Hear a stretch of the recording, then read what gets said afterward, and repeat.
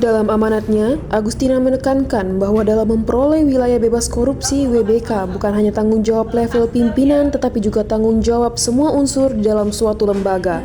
Selain itu, Tina juga mendorong seluruh peserta apel agar meningkatkan mutu pelayanan dan mempertahankan prestasi yang telah dicapai BDK Palembang.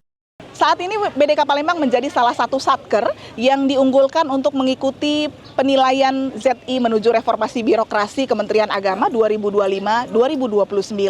Sesuai dengan yang ditargetkan oleh Kabid Ortala dan disampaikan juga dikuatkan langsung oleh Menteri Agama bahwa kita akan melakukan one year one WBK, di mana dalam 1 tahun minimal ada satu satker yang meraih predikat WBK di Kementerian Agama. Maka BDK Palembang menyatakan siap untuk berkomitmen melakukan yang terbaik dalam penilaian pembangunan zona integritas dan mudah-mudahan dapat juga mendapatkan skor yang baik dalam desk evaluation oleh tim penilai internal untuk maju ke tim penilai pusat.